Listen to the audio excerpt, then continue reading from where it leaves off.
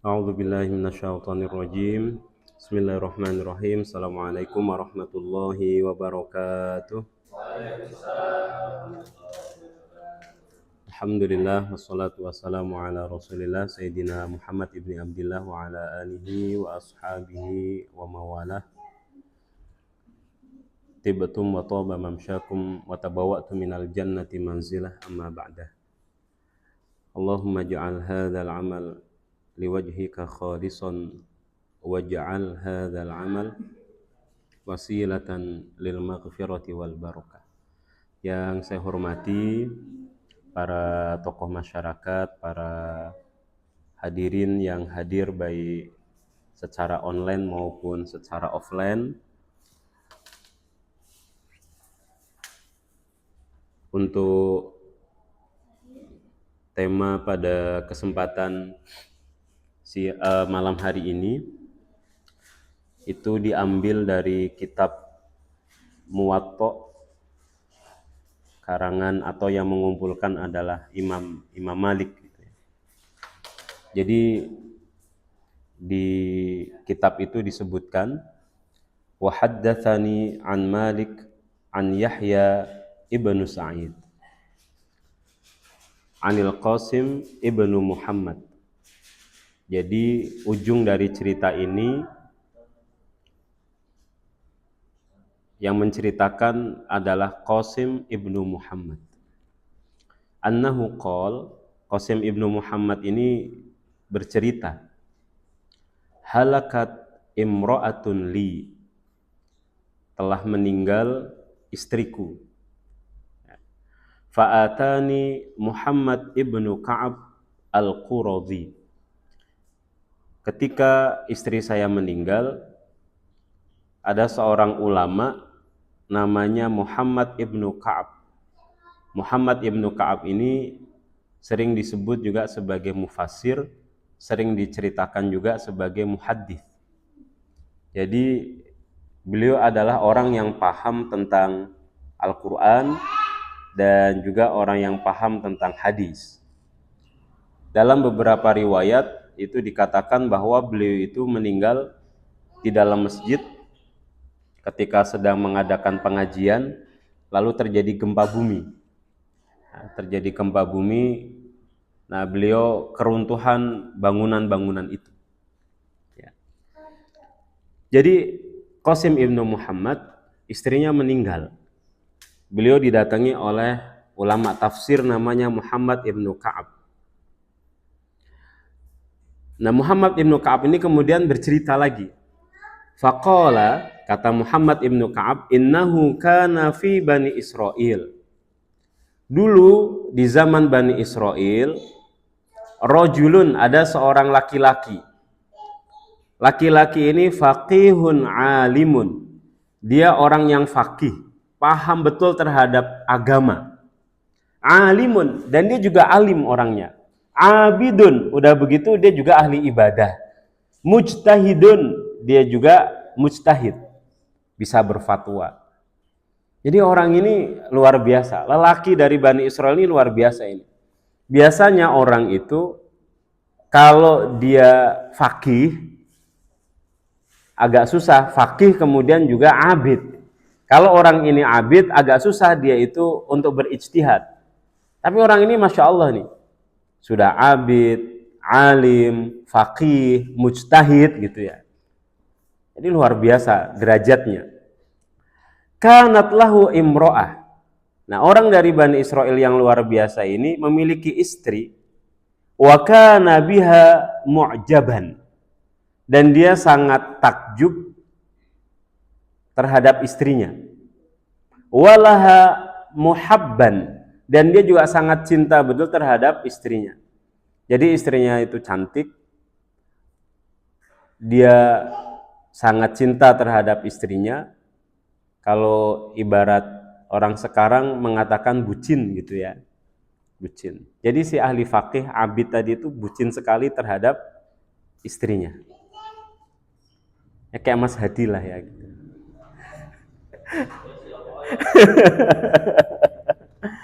Lalu istrinya yang sangat dicintai ini famatat, meninggal.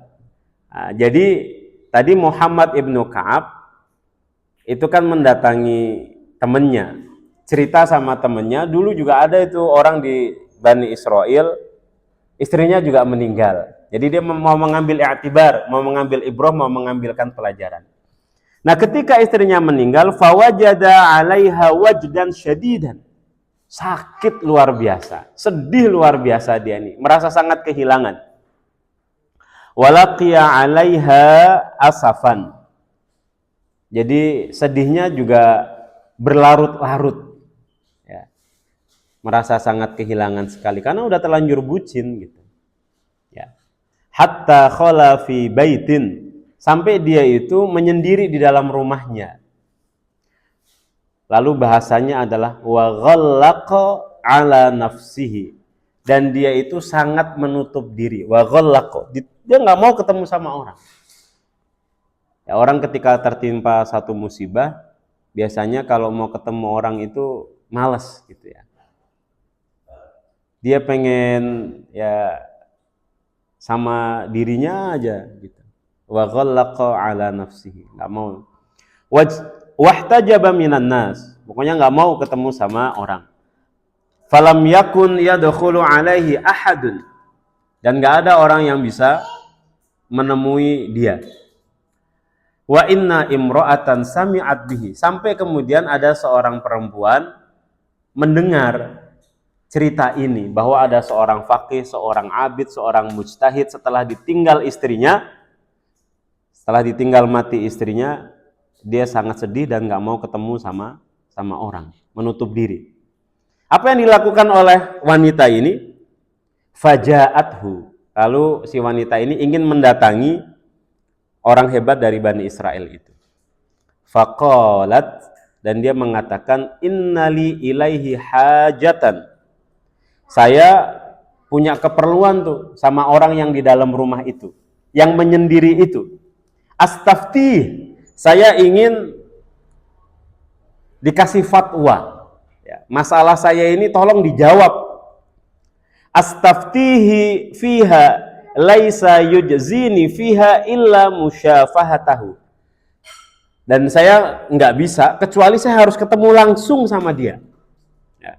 Permasalahan saya ini nggak boleh diwakilkan. Pokoknya saya mau ketemu langsung sama orang itu. Fadhahaban nasu walazimat babahu wa qalat mali minhu buttun. Lalu kemudian orang-orang pada pergi, tapi si wanita ini masih tetap di depan pintu rumah Bani Israel itu. Dia nggak mau pergi.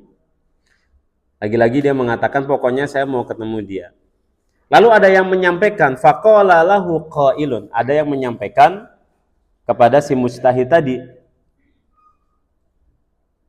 innaha huna imra'atan, itu di luar sana ada seorang wanita, aradat antas taftiyaka, dia minta agar kamu ngasih fatwa. Wa qalat, dan wanita di luar sana mengatakan, in aradtu illa musyafahatahu, pokoknya saya pengen ketemu langsung sama ulama yang itu. Waqad dhahaban nasu wa hiya la tufariqul baba, orang-orang semuanya sudah pada pergi, tapi dia tetap ada di situ, nggak mau pergi, berdiri di depan pintu. Lalu si mujtahid, faqih, alim, abid dari Bani Israel itu mengatakan, faqala i'dzanu laha, kasih dia izin, silakan dia masuk. Fadakhalat alaihi, lalu wanita ini masuk. Faqalat inni ji'tuka astaftika fi amrin, saya datang ke sini mau minta fatwa terhadap satu persoalan. Qala, ulama dari Bani Israel ini mengatakan, wa ma huwa, apa masalahnya? Qalat, si wanita ini mengatakan, inni ista'artu min jaratin li halyan, saya ini punya tetangga, dan tetangga saya itu minjemin saya perhiasan. Fakuntu albasahu wa'iruhu zamanan, maka karena saya dipinjamin perhiasan ini saya pakai, dan sudah saya pakai waktunya sangat lama. Thumma innahum arsalu ilayya fihi, lalu mereka datang itu, tetangga saya itu datang. dan mau minta kembali barang yang dipinjamkan itu. Maka pertanyaan saya adalah, afa'u addihi ilaihim, apakah saya harus mengembalikan perhiasan tersebut? Faqal, si ulama dari Bani Israel ini mengatakan, na'am wallahi, iya, demi Allah kamu harus mengembalikan. Sampai dia mengucapkan wallahi, kembalikan itu. Faqalat, lalu si wanita ini mengatakan, innahu qad makatha indi zamanan, tapi barang ini sudah sama saya lama. Faqala, dzalika ahaqqun liraddiki iyyahu ilaihim hina u'arukihi zamanan. Bahkan kalau memang itu sudah lama sama kamu, justru itu kamu lebih wajib lagi untuk kembalikan barang itu. Karena barang itu cuman dikasih pinjam. Apa jawab si wanita? Faqalat ay yarhamukallah. Semoga Allah merahmati kamu, rahmat Allah semoga turun kepadamu. Afatasifu ala ma a'arakallahu thumma akhadhahu minka wa huwa ahaqqun bika minka. Kalau begitu, bukankah Allah lebih berhak untuk meminta kembali barang titipannya yang ada pada dirimu? Maksudnya adalah istrinya. Ya. Wa huwa ahaqqun bihi minka, dan Allah jauh lebih berhak daripada kamu. Istrimu itu barang titipan aja. Fa absara ma kana fihi, maka lelaki dari Bani Israel itu faham, wa nafa'ahu Allahu biqauliha. Lalu kemudian dia bisa mengambil manfaat dari apa yang dimaksud oleh si wanita itu. Jadi Bapak Ibu serta rekan-rekan sekalian, memang kehilangan itu pedih gitu ya. Kehilangan apapun. Kehilangan istri mungkin seperti yang dua orang ini rasakan. Kehilangan pasangan, kehilangan uang, kehilangan harta, kehilangan jabatan gitu ya. Itu pedih. Tapi si wanita ini mau mengatakan semua itu cuman titipan dari Allah Subhanahu wa taala, dan Allah berhak untuk mengambilnya kapanpun Allah mau. Jadi ada satu teori bahwa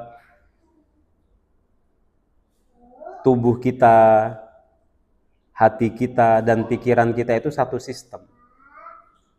Kalau kita tidak bisa menerima kehilangan, itu biasanya pikiran kita menjadi terganggu. Kalau pikiran kita menjadi terganggu, biasanya nafas kita juga nggak normal. Nafas nggak normal itu biasanya nafasnya pendek-pendek gitu. Ketika nafasnya pendek-pendek, jiwanya terganggu, itu juga pasti akan kemana-mana, larinya kemana-mana. Makanya kalau ahli akupuntur itu bilang begini, jangan banyak makan yang membuat kita asam lambungnya naik. Karena kalau asam lambung kita naik, itu biasanya pikiran kita juga jadinya buruk gitu. Begitu juga sebaliknya, ketika pikiran kita buruk, pikiran kita lagi nggak nyaman, pikiran kita lagi nggak stabil, biasanya asam lambung juga naik. Ketika asam lambungnya naik, pikirannya jadi banyak negatif. Ketika pikirannya negatif, asam lambungnya naik. Nah, udah kayak lingkaran kayak gitu. Ya. Terus gitu. Ya. Makanya iman, penerimaan terhadap takdir dari Allah Subhanahu wa taala itu adalah obat yang luar biasa. Saya hari-hari ini juga lagi baca, kembali mengulang ya, buku The Secret. Kata buku ini bilang begini, kalau dari buku ini tidak ada yang bisa Anda ambil kecuali satu katanya, maka ambillah syukur katanya. Kan banyak teori-teori gitu ya dalam buku itu. Udah, satu aja yang perlu Anda kuasai, hidup setiap hari dalam keadaan bersyukur. Terkadang teman-teman sekalian, kita ini lebih fokus kepada sesuatu yang tidak bisa kita capai. Padahal yang kita dapat itu kan masih banyak. Yang Allah berikan kepada kita ini kan masih melimpah. Kita masih bisa bernafas, kita masih bisa ketemu di sini, kita masih bisa minum, kita bisa masih melihat, masih merasakan kopi, ya, masih merasakan manis, asam, pedas.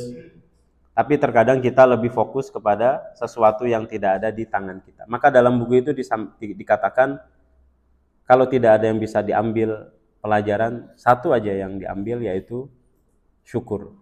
Dan di dalam buku itu juga disampaikan kalau kita bersyukur itu nanti akan ditambah. Udah mirip tuh kayak agama Islam. La in syakartum la azidannakum gitu. La in syakartum la azidannakum. Apa kira-kira yang bisa kita ambil dari cerita tadi ya? Yang pertama, bahwa manusia itu tempatnya tidak sempurna. Manusia itu tempatnya salah.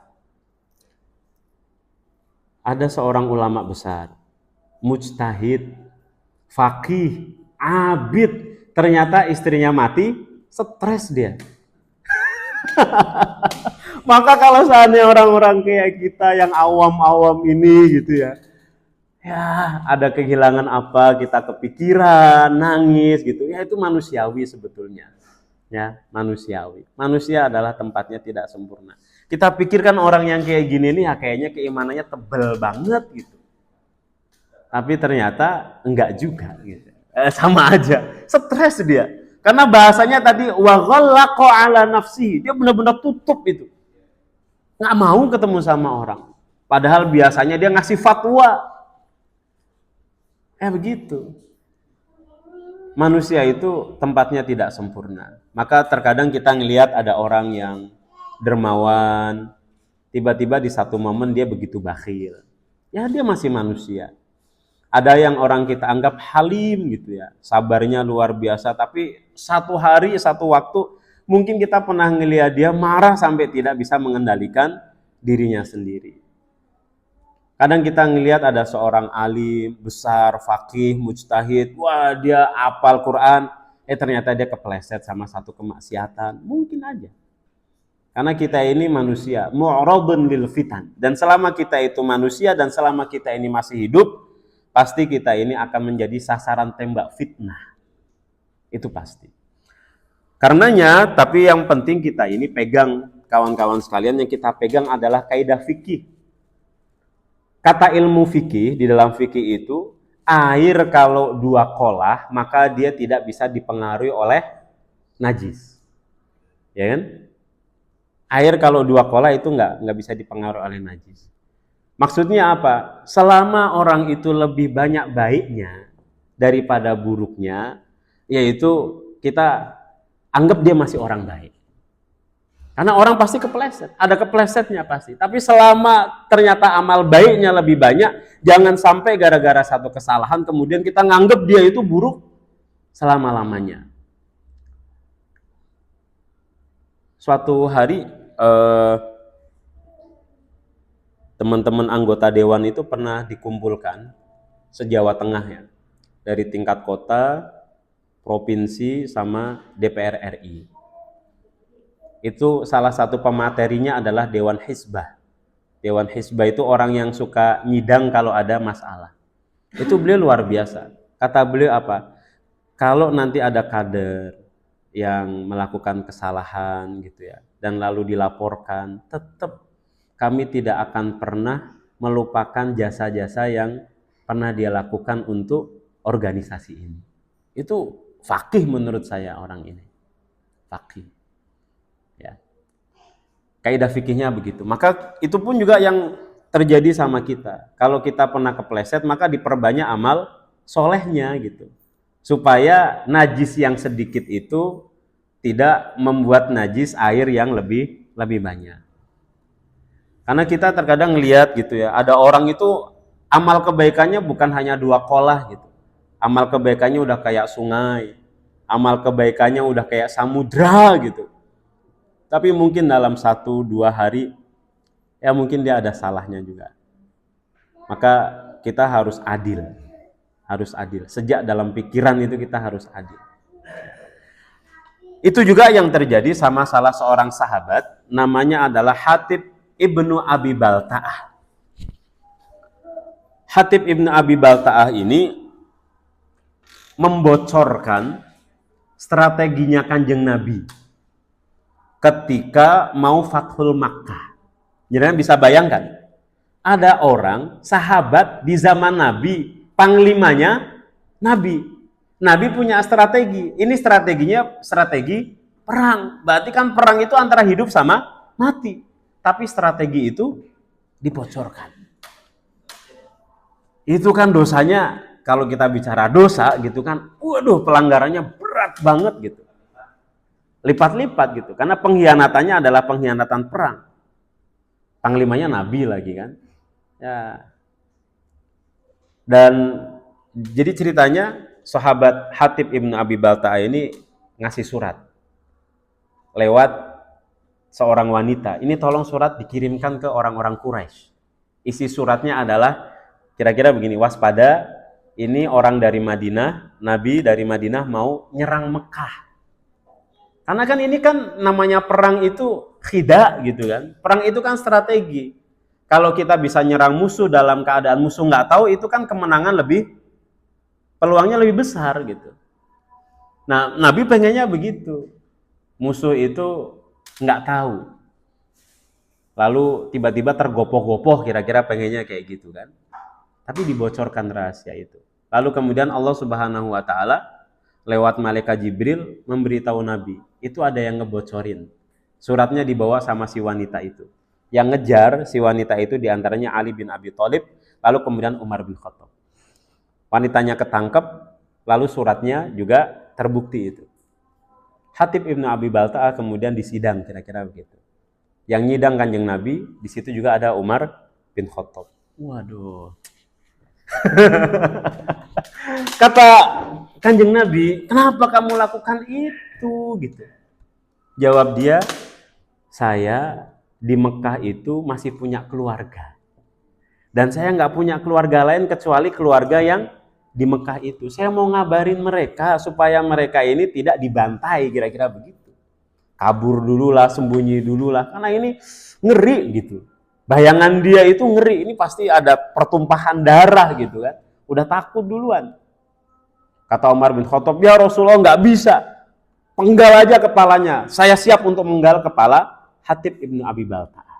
Karena ini pengkhianatan besar. Apa kata Kanjeng Nabi?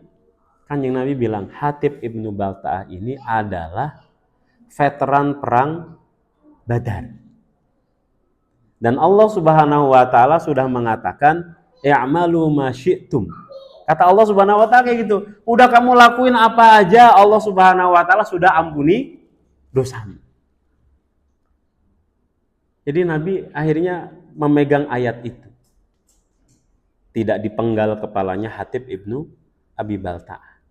Karena Islam masih ngelihat jasanya yang dulu itu luar biasa.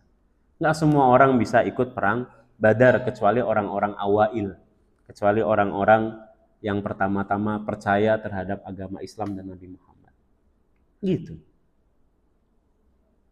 Padahal panglimanya Kanjeng Nabi. Tapi bukan berarti ya kalau kayak gitu, kalau ketuanya Pak Rois boleh lah gitu, nggak gitu juga gitu kan. Kanjeng Nabi aja nggak apa-apa gitu. Oke.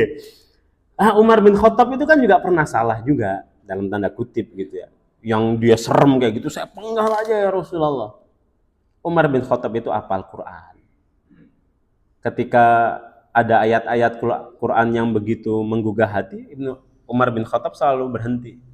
Meresapi, nangis, faqih luar biasa. Tapi begitu Kanjeng Nabi meninggal, apa kata Umar bin Khattab? Siapa yang mengatakan Nabi Muhammad meninggal? Ya, saya tempeleng, saya pukul, saya apa gitu. Nggak mungkin meninggal. Tapi apa kemudian kata Abu Bakar? Enggak. Dikutipkan satu ayat bahwa Nabi Muhammad itu kan juga nabi, seperti halnya nabi-nabi sebelumnya yang juga meninggal. Kata Umar bin Khattab, kok kayaknya saya baru ngedengar ayat ini. Padahal beliau hafal Al-Quran. Ya, jadi manusia itu tempatnya salah. Maka teman-teman sekalian, kalau kita ini tidak bisa menerima kekhilafan, kesalahan orang lain, maka selamanya kita nggak mungkin punya teman. Selamanya juga kita mungkin nggak bisa nikah gitu. nikahnya sama AI jadinya kan. AI itu kayaknya nggak ada salahnya kayaknya dia kan. Tapi kalau manusia pasti ada salahnya gitu. Pasti ada salahnya. Kalau kita nggak mau menerima kesalahan orang, kita nggak mungkin punya karyawan. Kita nggak mungkin juga punya pimpinan, gitu. Manajer nggak mungkin. Karena kalau dalam syair Arab itu, ya kalau kita mau minum dari gelas yang benar-benar nggak ada debunya, kita mau makan dari piring yang nggak ada kotorannya sama sekali gitu ya, selamanya kita nggak akan bisa minum, selamanya kita nggak akan bisa makan. Pelajaran yang kedua, yang maksum itu cuman Kanjeng Nabi gitu ya. Yang maksum cuman Kanjeng Nabi. Pun itu nanti ada pembahasannya itu.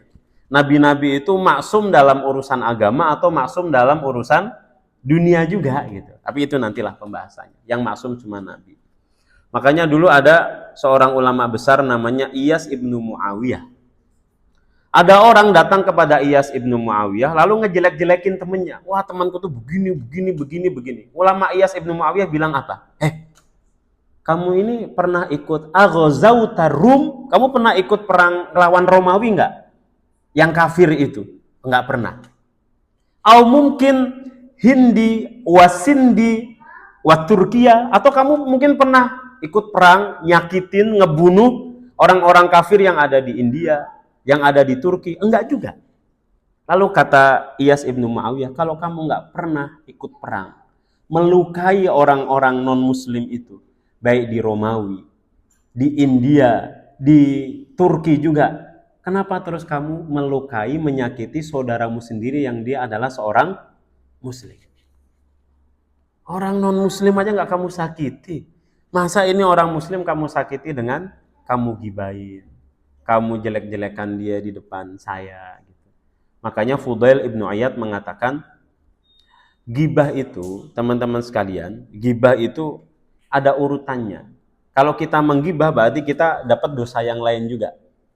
Kata Fudail ibnu Iyad begini, man aroda ayyaslama minal ghibah, barang siapa yang pengen merdeka, selamat dari dosa ghibah, falyasuddu ala nafsihi babadh dhunun, maka dia harus menutup pintu dhon. Dhon itu prasangka.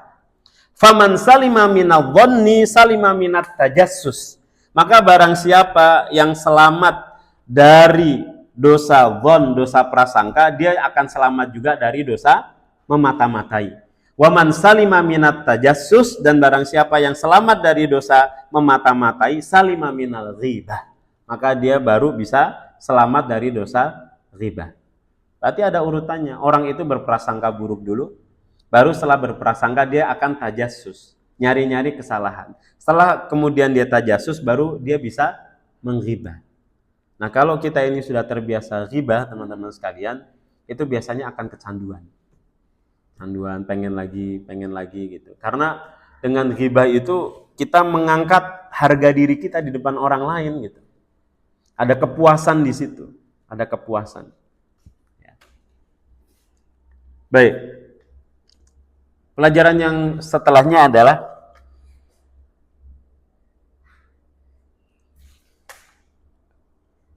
the power of storytelling. Cerita itu punya kekuatan. Ini kan tadi ceritanya ada seorang laki-laki, istrinya meninggal. Nah, datang seorang ulama ahli tafsir, diceritain sama dia. Dulu ada orang fakih mujtahid, istrinya meninggal, dia stres begini. Nah, dia mendakwahinya dengan cerita. Nah, cerita itu enak tuh. Kita ngomongin orang, mengarahkan orang, mendakwai orang, menasihati orang. Kalau dengan cerita, itu lebih enak. Masalahnya kadang kita stok ceritanya kan nggak banyak gitu ya. Masalahnya stok cerita kita nggak banyak gitu. Orang itu kalau diceritain, itu lebih bisa menerima. Karenanya, sepertiga dari Al-Quran itu isinya adalah soal cerita. Thulutsum minal Quran qasas. Sepertiga dari Al-Quran itu dipenuhi dengan cerita-cerita. Makanya enak kita mengambil i'tibar, mengambil pelajaran. Kalau kita la qadarallah gitu ya, menghadapi istri yang susah banget, maka kita bisa mengambil i'tibar. Dari cerita Nabi siapa kira-kira yang istrinya nggak bagus? Nabi Nuh, Nabi Lut gitu kan. Nabi Lut itu kan bahkan membocorkan itu. Membocorkan ke kaumnya itu, di rumah saya ada laki-laki ganteng gitu. Yang masyarakatnya punya penyakit, penyakitnya adalah homoseksual gitu. Kalau kemudian ibu-ibu gitu punya suami yang nyebelin, maka kita juga bisa belajar. Oh, itu istrinya Fir'aun, suaminya Fir'aun. Kayaknya suami saya di rumah itu nggak sekejam sama Fir'aun gitu kan. Ya masih lumayan lah, di bawahnya Fir'aun gitu. Iya. Kalau kemudian kita lah qadarullah ketemu anak-anak yang susah untuk dididik, ya kita bisa belajar dari Nabi Nuh gitu. Nabi Nuh itu ya Allah. Kalau kita ini sebagai manusia biasa, sakit hati luar biasa. Nabi Nuh kan tiba-tiba aja di tengah padang pasir diperintah sama Allah Subhanahu wa taala bikin kapal. Orang kan kalau tahu begitu pasti nyaci maki Nabi Nuh, wah kamu ini gila, kamu ini bodoh, kamu ini apa. Tapi Nabi Nuh nggak peduli, bikin aja dia kapal. Dilaksanain perintah Allah Subhanahu wa taala itu meskipun di tengah caci maki orang. Kemudian ketika banjir itu datang, anaknya ternyata nggak ikut, dan Nabi Nuh udah minta sama Allah, ya Allah, mbok anakku ki mbok dipelokke gitu. Tapi kan ditolak sama Allah Subhanahu wa taala, enggak, anak kamu itu bukan bagian dari kamu. Kalau kayak kita pasti protes, ya Allah, aku wis gawe kapal sih sampai aku dipaitu karo ngomong iki anakku siji wit dipeloki ora entuk ki piye, kan kayak gitu. Kan begitu ya kalau kita ya. Tapi Nabi Nuh terima aja. Bahkan di dalam beberapa riwayat itu Nabi Nuh sampai terus beristighfar karena pernah meminta itu gitu, beristighfar. Luar biasa. Kalau kita ketemu saudara-saudara yang tidak baik, ya kita keinget sama Nabi Yusuf gitu ya, Nabi Yusuf. Kalau kita ketemu sama paman yang nggak baik, kita ingat sama Nabi Muhammad. Pamannya Nabi Muhammad sampai diabadikan kan sama Al-Quran, tabbat yada abi lahabin wa tab, dan seterusnya. Baik, yang terakhir Bapak Ibu sekalian, pelajaran dari hadis itu, wanita itu ngeri gitu ya. Ternyata si ahli fikih tadi, mujtahid tadi, abid tadi, yang dia sangat kehilangan istrinya, kembali bisa diluruskan juga oleh wanita. Dia terpuruk karena wanita dan dia kembali bisa bangkit karena hati-hati itu. Hati-hati itu.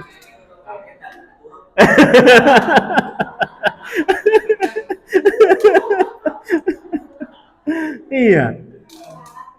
Aku harap.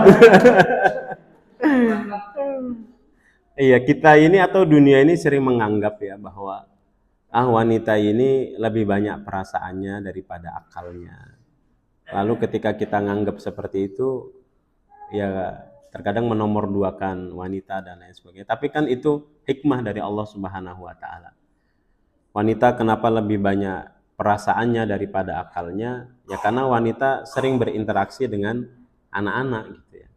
Ngurusin anak-anak kalau pakainya akal stres biasanya. Ya.